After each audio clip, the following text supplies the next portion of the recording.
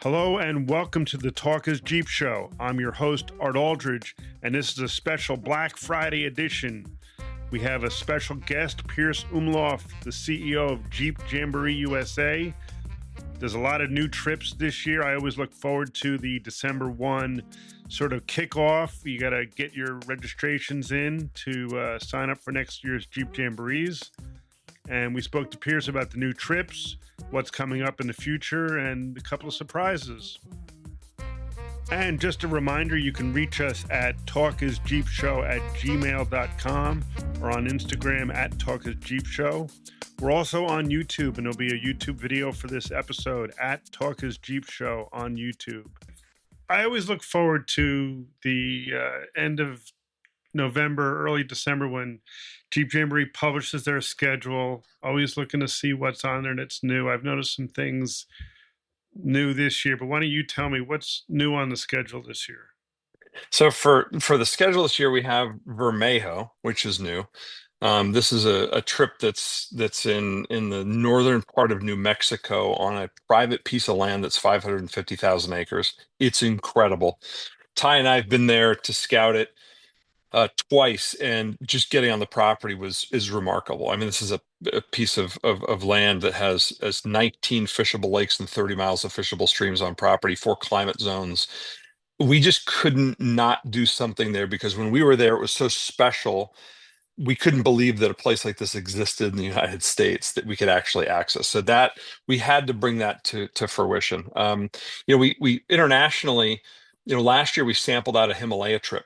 And so it was a very quiet sample because frankly, we didn't know how it would go. So we didn't want to make a splash and then have egg on our face for this. So we sampled it with 6 brave couples who decided to go on this trip. They were the guinea pigs and they had a great time. I mean, obviously a lot of challenges for the trip. They said that on a daily schedule, their schedule changed 1,000 times a day because of nuances in China and just how it ran. But they had a phenomenal time. So we decided to offer that again this year. Mongolia is new for us this year. Again, it's going to be more of an exploratory trip. So those people who have a bit more of an adventurous spirit are going to want to join that one. And then we have 2 other new ones that we're really excited about. One is over the Alps. We did this a couple of years ago. The challenge was, though, we could only get compasses. This year we have Wranglers and Gladiators, which makes a big difference for it. But you go from the France side over the Alps into Italy. Extraordinary scenery. Reminds me a lot of Uray and Telluride area, the San Juan Mountains. And then we have a trip that's more historic that we've gotten a lot of interest in. It's the D-Day trip. It is a trip that follows Patton's old footsteps through the war, and you see a lot of the old World War II sites. We start in Paris and end in Frankfurt, and it involves a drive through underground caves where the German forces used to have an entire city underneath the French countryside, and to drive in these are just incredible. To see kind of parts of the history and the writings on the wall, and I mean, you're going through these old French farmlands where there's there was trench warfare. So you see these trenches and you feel the heaviness of World War II, there 100%. So those are some of the new trips that we're looking at for next year. But and we switched up the Southwest Badge Hunter trip. I think you had done the Moab Odyssey with Fred Williams. We had done a Southwest Badge Hunter trip this year, but it was a night of camping, a night at a lodge, and a night of camping. We were also during a time of the year it was kind of cold, so we got some feedback that said, "Hey, we'd love to bring our spouses with us, but nobody wants to camp for 2 nights." So we switched it to hotels.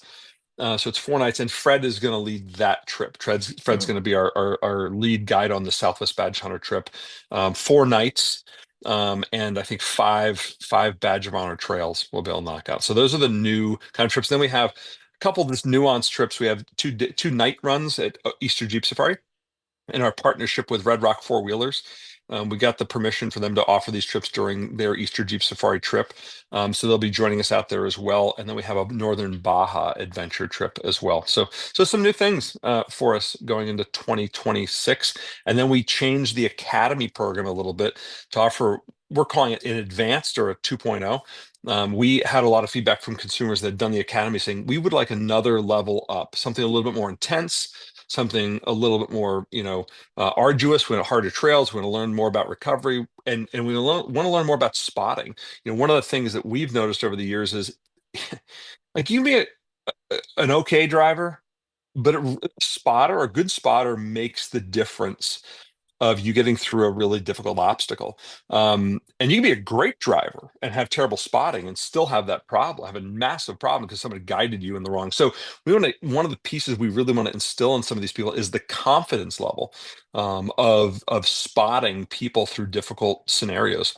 And even to this day, 28 years later, I still, if it's a real tricky situation, you even scratch your own head sometimes and go, man, am I selling a lot of bullshit here? Do I know what I'm doing? Right? Because you want to, you question yourself a little bit, which is probably a good thing.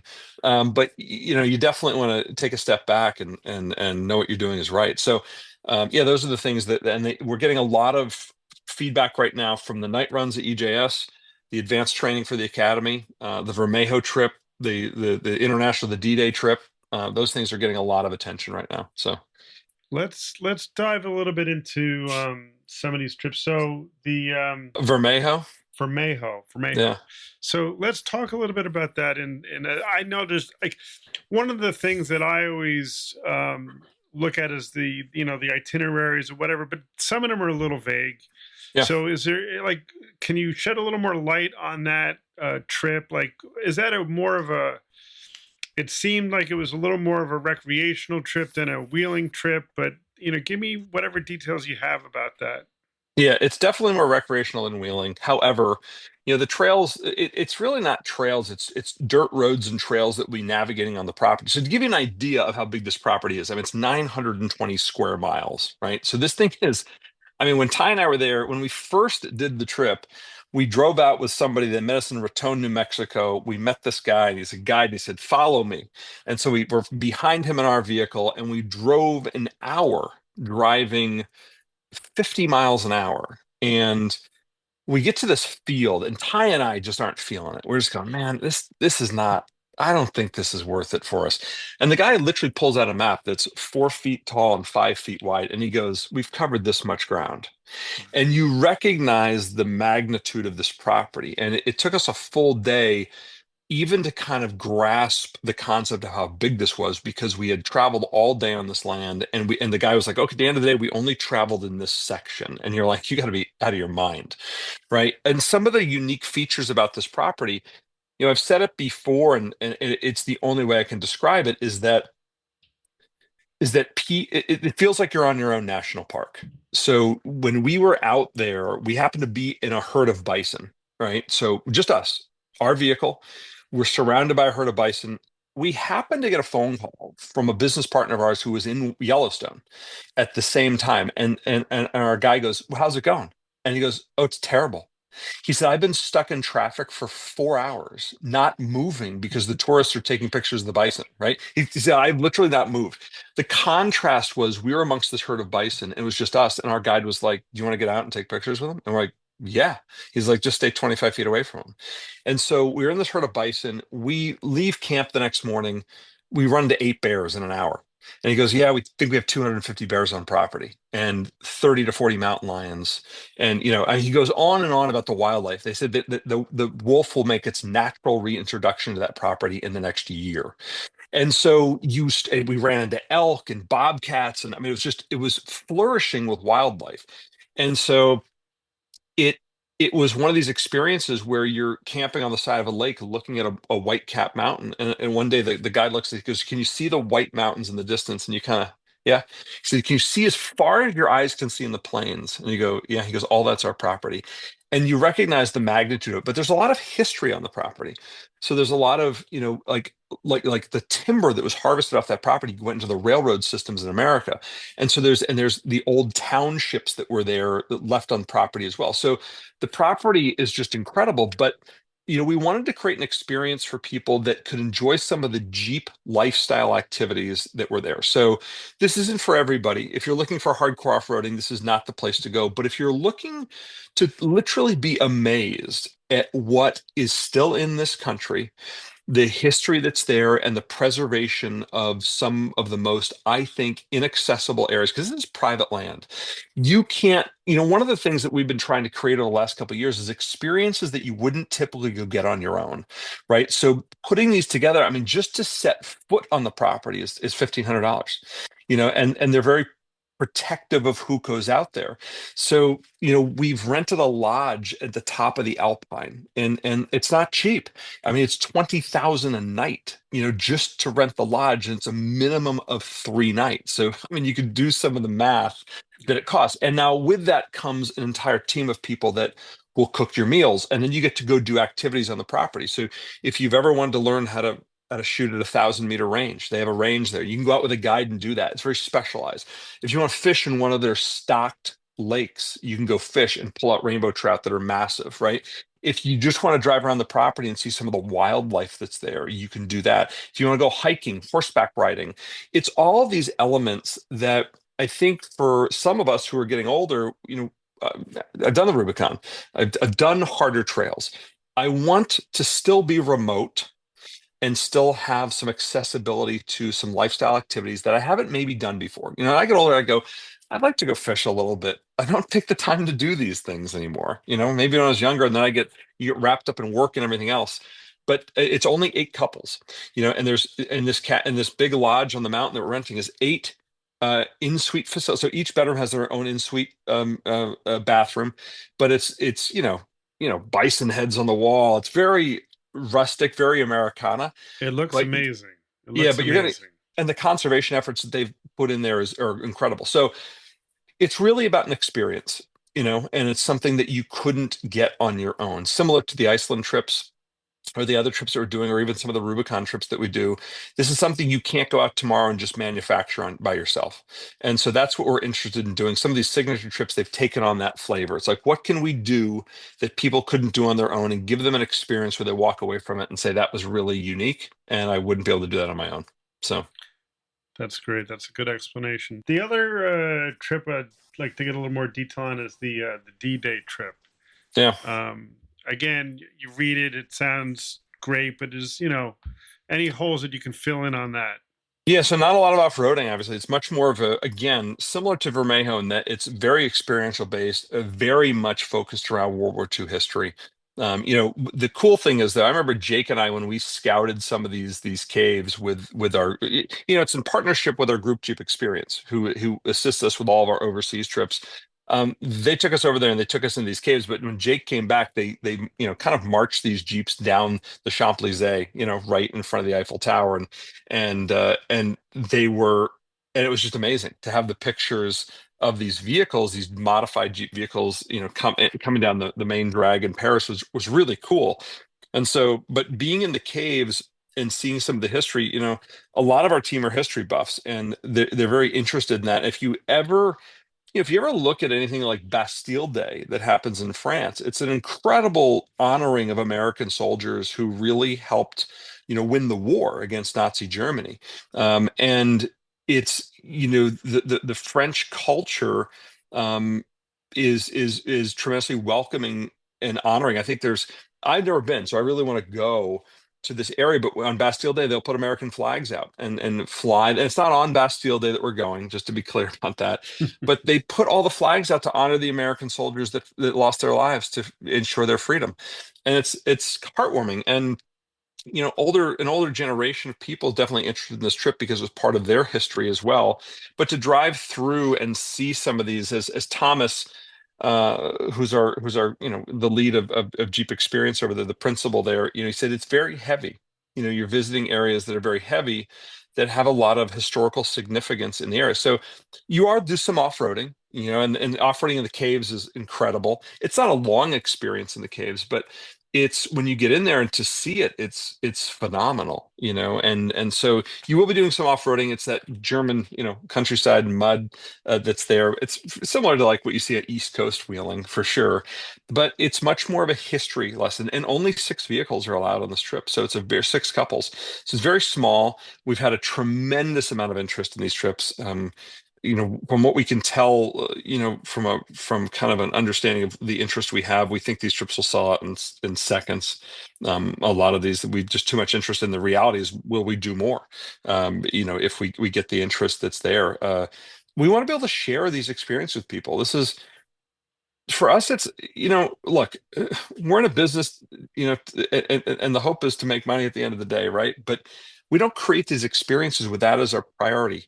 We create these experiences of, could we, as Ty would say, do we get to do cool guy shit? That's what Ty says, and apologize for the language, but the goal is to do things that are rewarding to put together.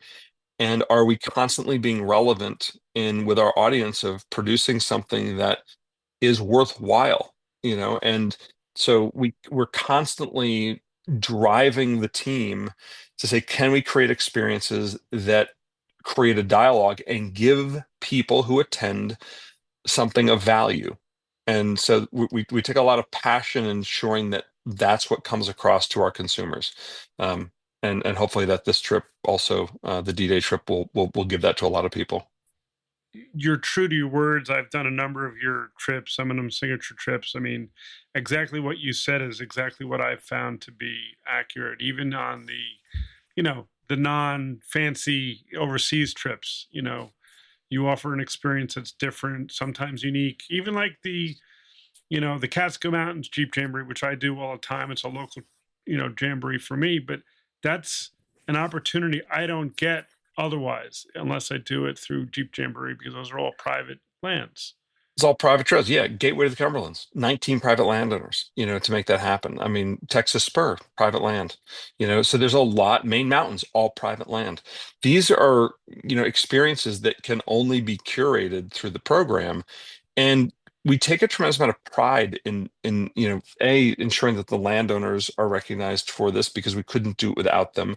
You have a tremendous amount of local trail guides, as you know. If you've been to Catskills, I mean, those are the guys who will yell at you all day long. So if you're not a New Yorker or an East Coaster, you wouldn't know their sense of humor. But they but again, Mike Taylor and Adam Rivas, I mean, the Taylors and the Rivas family have, so selflessly allowed us to use their properties over the years, and allow people on them. And East Coast wheeling is very different. I grew up back east, Massachusetts is very different, and the culture of it's very different. But it's fun to go have an experience you wouldn't have on your own. Again, you can't go out and create that. So we do our best to, I don't know, ensure that we can, like I said, create experiences that you wouldn't typically go out and find, in your local newspaper or your yellow pages. So. Yeah. The Adirondacks trip, Palmer Brook. Palmer Yeah. Brook, that's coming back for a second year. How did that go with the first year, and what did you discover? Well, the new trips always start pretty small. We like to keep them small because first year trips are tricky. You typically go on with about 75% of everything figured out. And as Mark used to have a line, we don't believe in miracles, we rely on them. That sometimes takes place when you're starting a new trip. So there's a lot of unknowns. Steve Risk, who runs our Coal Mountain Jamboree and Coal Mountain Academy, he helped us out a lot on that, getting that off the ground. And we use a lot of local guides, again, in the area. For us, it's nice to offer a new location for a multitude of reasons, because again, like you said, back east, there aren't a lot of public lands to go on. So for us, this is really important. It takes Jeep Jamboree sometimes, it takes a Jeep Jamboree to open the door to a lot of these locations, because we walk in with $5 million worth of liability insurance, and we walk in with a guide team, and so a lot of these landowners are sometimes apprehensive if you walked up to them and say, hey, can I do this event in your property? Well, why? What's the protections in it for me, and what am I going to make out of it, essentially, right? So we are able to bring both of those to the table, which opens up opportunities for people to go off-roading. The hope is to increase the size of this event this year. We always like to start small and then expand that when we feel comfortable that we can manage the size of that event. So there's a lot of land up there. More trails have to be developed. So until we can get teams on the ground, and as you know, up in that upper part of where that event is, I think it's upstate New York. Right? Am I correct me if I'm Yeah, wrong? It is. upstate New York. Yeah, it's in way up the tip. I mean, it is on. When I look at this, it is on the tip of Canada. I think some of the land goes up there. The problem is, from now until late spring, they won't be able to access trails because of the snow. So it's a very short window that we're allowed to be up there. So developing trails and ensuring that those trails that we developed are maintained for next year is a lot of work that has to go into that to even expand the event. But we're excited about it. Killington used to be a favorite event of everybody, but Killington, owned by a massive corporation, was, for years gouging us on the price point, and we kept passing that price point to the consumer. And I hate doing that, to be honest. Even though it's popular, I don't like doing that. I think it's a terrible practice, and we were really up in arms about it. And so that's why we pulled out of an event like Killington, because at some point, it becomes cost prohibitive to do that and continue to pass the buck onto the consumer. We don't. I don't know. I don't like that. If we can avoid it, we do our best not to. So we're so excited to have another one on the East Coast that's starving for access to trails. So. What's the one jamboree that you would say is the most unknown or maybe underrated? Underrated? Hmm.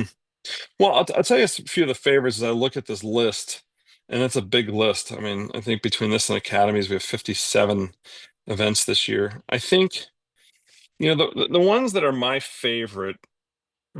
Sorry, we have a big list. Um, my favorite, obviously my favorites are Rubicon and Uray. Uray was my first experience out when I came out from the East Coast, my first real trip out west, and seeing the mountains of Uray and that sand, it just blew me away.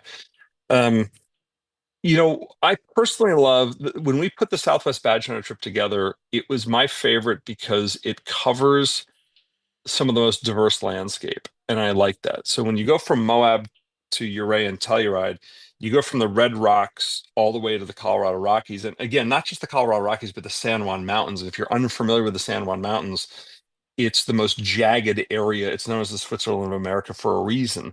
And so I like the shift in you can be in this location and 3 hours later you're in this location, which is diametrically different, right? The trails are different. I like the small towns too. So I like Moab. I like the coffee shops of, the Moab Garage to the jailhouse to, all these little pieces. You can go get coffee and a square donut, and then you end up in Telluride and you're eating at the butcher and the baker, having a great coffee and a pastry. Ty and I always joke about how we enjoy those pieces sometimes the most of that makes the trip so unique, is part of being in the community. So I really like that. Some of the trips though that I think are underrated and for the not the wrong or right reasons is like Arch Canyon. Arch Canyon, I think people don't understand behind Arch Canyon how much has been why we keep that trip. We keep it only to exercise our public right-of-way rights, out there. So that Arch Canyon, we've fought for so many years to keep those trail systems open from environmental groups that have tried to shut them down for many, many years. And this goes. I mean, the last story we had where we had the final kind of last hurrah before the state of Utah, I think, won a lawsuit against the environmental groups. There was that we went to go get a permit from BLM on those trails. Now, the routes there are considered an RS 2477 where they're public right of way, and the problem is that nobody controls the right of way. The counties usually control the right of way. And so BLM had written, I think, us a letter saying we're not issuing a permit. We called the local county, and the county said, well, it's not their right. It's our right of way. And we'll gladly have you out there. And the BLM wrote the county a note and said, if any of these folks come out there, we'll cite them for trespassing. And the county said, if any of your BLM officers show up, we'll have them arrested. And the county escorted us on that trip with police officers front and rear. And Wow. BLM showed up and said, we're not here to create a problem. We're just here to observe. And after that, we got a permit from them to do that. And they actually said to us later, they said, wow, you guys are a very respectful group. Well, of course we are. We have a vested interest in doing it right and coming back every year. So but that I don't think people understand that the fight that we keep that jamboree alive solely for the purpose of keeping trails open for people to access. There were right-of-ways in this country called RS 2477s that were designated for people to migrate out west. And the goal was it didn't matter what land it went over, you had a right to use that route. And these rights, luckily, go back long before sometimes the inception of Forest Service and the inception of the BLM. We deal with with that issue on the Rubicon Trail all the time as well. Who has the public right of way? And the Rubicon Trail was designated a trail back in I think 1897, or the first minutes in the county when it's all El Dorado County before the inception of the Forest Service. So Forest Service try to insert their rights to these routes, and you just go, it's not your right. It's a public right of way, and we have the right to use it. So we always talk about Rubicon being Rubicon, and it is, but the reason why, again, another route that we keep open and we keep doing it every year because we want to make sure we have the right to access to these trails. It's important to us. Well, I will say this: I did the Rubicon Expedition Extreme in August this year. Fantastic trip. The guides were so not only knowledgeable, but I guess the best word I can say is authentic, in that they're multi-generational, family history at the Rubicon, Yeah. and just a great experience. And I was hoping, I put a new Atlas transfer case in my Jeep. I was trying to have it done before Rubicon, and it didn't come in time, so I did it with my stock transfer case. But I did the Catskills with the Atlas, and now I want to go back and do the Rubicon Yeah. again. Well, and the guys that guide Rubicon are just incredible. These guys are phenomenal. And they, like I said, they grew up there, so they know every bit of that trail. They know, they're like, oh yeah, that rock was over there last year. I mean, it's very personal, when you get into it. And Rubicon on top of it is just, I think, stunningly beautiful, right? You have the Sierra Nevada mountains that are surrounding you. You have one trail. And trust me, it's taken a lot to keep that trail open. We're constantly fighting to keep that trail open, for a myriad of reasons that I won't get into on this show, but it's always up against some hardships of closures and reroutes and all this other stuff that don't make a lot of sense. So yeah, we write big checks every year to attorney groups to ensure our rights as a community get upheld, and it's an important fight to keep going. So Keep up the fight there. That's a trip that I think every Jeep owner should do at one point. I agree. So it's a fun trip. The mountain lake, the river, all makes so much fun. What's something in the works that we might see next year? Something that you're working on? So we just Ty and Sean and I just scouted a place outside of Los Angeles called Tejon Ranch. It's a 270,000 acre piece of property that's in the Grapevine, between LA and Bakersfield, and it's gorgeous. So we're constantly looking to innovate the program, to change the program, to offer something new for people to be out there.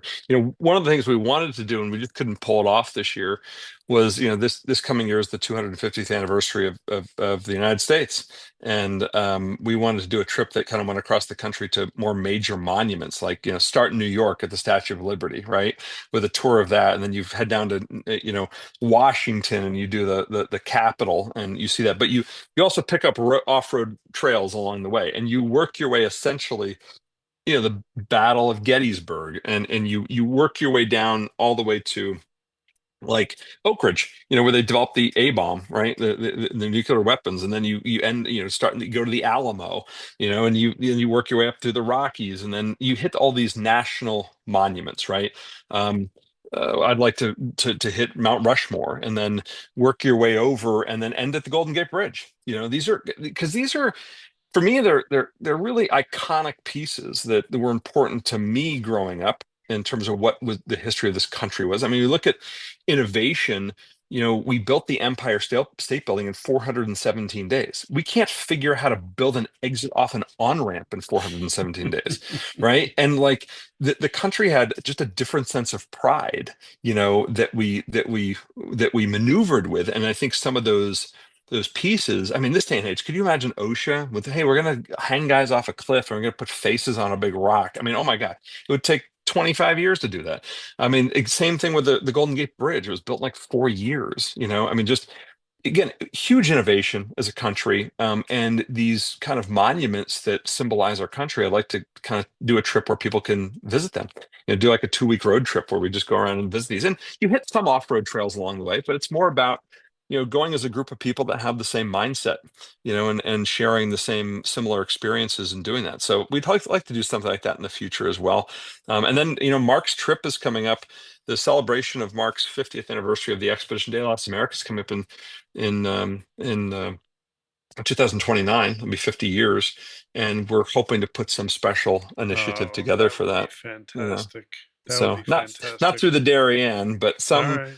epic journey that would kind of honor what that type of exploration was all about. So Great. Excellent.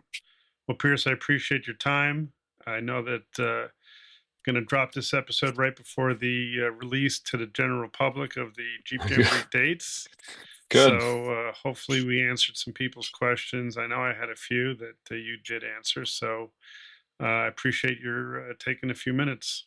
Hey, well, thank you very much, Art. We appreciate the patronage and support that you've given the program. And yeah, I hope that people ever have questions, reach out to us. We're this is a we have this time of year we definitely have a lot of people inquiring about these trips, and um, we know that a lot of these trips will go quickly, like the Urays, the Moabs, the Main Mountains, the Greenbriers. They go pretty fast. So the only tip I can give everybody is get on a wait list. I mean, we've seen wait lists. You can be 300 down that wait list, and it comes around by that trip time, you'll inevitably have people cancel, and all those people ahead of you have made other plans. So get on the wait list, and we usually take wait lists and give people discounts for just being on the wait list, for going to buy clothing and stuff like that. So get on a wait list. It's worth it. And if you really want to go, the likelihood of you getting in by the time the trip happens, particularly if it's in the fall, is pretty likely. So I did two wait lists for Jeep Jamborees. The first one was my first Jeep Jamboree in Killington.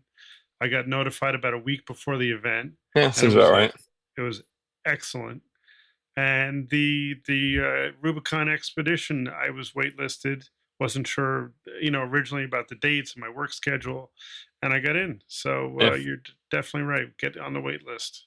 Yeah, no, people don't recognize it. They feel disappointed, but if they're willing to do it, and they're willing to stick with it, and it comes up last minute. We also implemented, I think, text message notifications this year for people on the wait list. So we did get some complaints over the years of people not being able to get, they check their email. 24 hours goes by. This way, they get a text message that accompanies the email. Hopefully, gets more people to react to that and get into the trips they want. So.